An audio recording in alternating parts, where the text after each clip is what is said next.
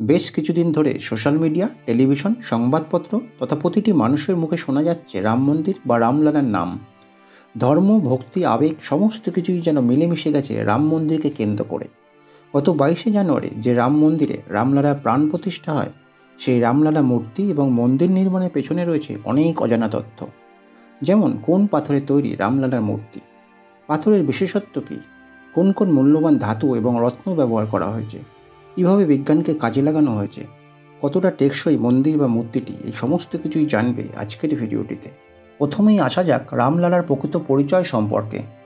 রাম হিন্দু দেবতা, বিষ্ণুর অবতার। ভারতের প্রাচীন মহাকাব্য রামায়ণ অনুসারে রামের জন্মস্থান অযোধ্যায়, আর এই অযোধ্যাতেই নবনির্মিত রাম মন্দিরের প্রাণ প্রতিষ্ঠা হল রামলালার, যা রামচন্দ্রের 5 বছর বয়সের বালক রূপ। রামলালার কৃষ্ণবর্ণের মূর্তিটির উচ্চতা 51 ইঞ্চি, এক বিশেষ ধরনের কালো গ্রানাইট পাথর দিয়ে তৈরি। এই পাথরের বিশেষত্ব হল পাথরটি 250 কোটি বছর পুরনো। বেঙ্গালুরুর ন্যাশনাল ইনস্টিটিউট অফ রক মেকানিক্সের ডিরেক্টর এইচ.এস. ভেঙ্কটেশ জানান, পাথরটির বয়স জানার জন্য ফিজিও মেকানিক্যাল অ্যানালাইসিস করে এই পাথরের বয়স পরীক্ষা করা হয়। এই পাথর অভঙ্গুর এবং জলবায়ু পরিবর্তনের প্রভাবে এই পাথরের কোনো ক্ষতি হবে না। ন্যূনতম রক্ষণাবেক্ষণ করলেই এই পাথর হাজার হাজার বছর অক্ষত থাকবে। পৃথিবী সৃষ্টির পর ভূপৃষ্ঠে উঠে আসা লাভা ঠান্ডা হয়ে তৈরি হয় গ্রানাইট পাথর, ফলে এটি খুব শক্ত এবং ভারী। আর এই পাথর কেটেই তৈরি হয়েছে রামলালার মূর্তি, যার ওজন প্রায় 200 কেজি। এবং মূর্তিটি তৈরি করেন মাইসুরের অরুণ যোগীরাজ নামক বিখ্যাত শিল্পী, যার 5 প্রজন্ম ধরে স্থাপত্য শিল্পের সঙ্গে যুক্ত। অরুণ যোগীর আরেকটি উল্লেখযোগ্য শিল্পকর্ম হল দিল্লির ইন্ডিয়া গেটে নেতাজি সুভাষচন্দ্রের 30 ফুটের গ্রানাইট মূর্তি। এখন দেখা যাক কোন কোন অলঙ্কারে সজ্জিত হয়েছেন রামলালা। রামলালা গলায় বিজয়মালা সোনার তৈরি, যার ওজন 2 কেজি। আবার সোনার তৈরি মুকুটের ওজন 1.7 কেজি, যেখানে সজ্জিত রয়েছে 74 ক্যারেট হিরে, 135 ক্যারেট জাম্বিয়ান পান্না এবং 262 ক্যারেট রুবি।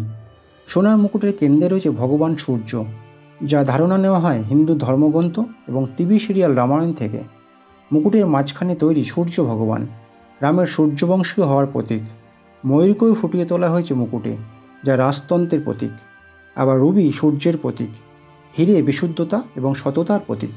আবার রামলালার তিলকের ওজন 16 গ্রাম, যেখানে রয়েছে হিরে, চুনি এবং বার্মিজ রুবি। বৈজ্ঞানিক উপায়ে রাম মন্দিরে সূর্য তিলক বসানো হয়েছে। প্রতি বছর রামনবমীর দুপুরে সূর্যের আলোর একটি রশ্মি সরাসরি রামলালার মূর্তির কপালে এসে পৌঁছাবে। রামলালার গলায় রয়েছে রত্নখচিত অর্ধচন্দ্রাকৃতি একটি সোনার নেকলেস। নেকলেসটির মাঝে রয়েছে একটি ফুল এবং সূর্যের নকশা। সোনার তৈরি কোমর বন্ধটিও মণিমুক্ত দিয়ে সজ্জিত। এটিতে রয়েছে 5টি ঘণ্টা, যা বিশুদ্ধতার প্রতীক।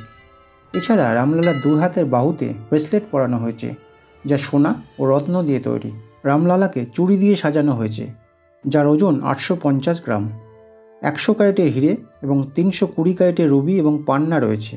বাম এবং ডান হাতের আঙুলে পরানো হয়েছে 2টি হীরের আংটি। ডান হাতের আংটিতে একটি জাম্বিয়ান পান্না এবং বাঁ হাতের আংটিতে রয়েছে 26 গ্রাম ওজনের একটি রুবি। পায়ের অলঙ্কারও বসানো হয়েছে চুনি। রামলালার তীরধনুক তৈরি করা হয়েছে 24 ক্যারেট সোনা দিয়ে, যার ওজন প্রায় 1 কেজি, যেখানে মুক্ত, পান্না এবং রুবি দিয়ে সজ্জিত। এছাড়া রূপোর তৈরি হাতি, ঘোড়া, উট, খেলনা গাড়ি সহ বিভিন্ন জিনিস রাখা হয়েছে রামলালার খেলনার প্রতীক হিসাবে। এখন দেখা যাক রাম মন্দির কীভাবে নির্মাণ করা হয়েছে। মন্দির নির্মাণ করা হয়েছে প্রাচীন নাগারা শিলা দিয়ে এবং শিলাগুলো খুবই উন্নত মানের। মন্দির নির্মাণে কোনো রড বা স্টিল ব্যবহার করা হয়নি। আধুনিক বিজ্ঞান এবং ইঞ্জিনিয়ারিং ব্যবহার করা হয়েছে এই মন্দির নির্মাণে। মাইসুরু জেলায় জয়পুরা হুবলি গ্রাম থেকে আনা হয়েছে এই মন্দির নির্মাণের পাথরগুলো। সুতরাং রাম মন্দির ও রামলালার মূর্তি যে সাধারণ মানের নয়, তা তোমরা আজকে জানলে। এখন তোমাদের কি মতামত কমেন্ট বক্সে লিখে জানিও।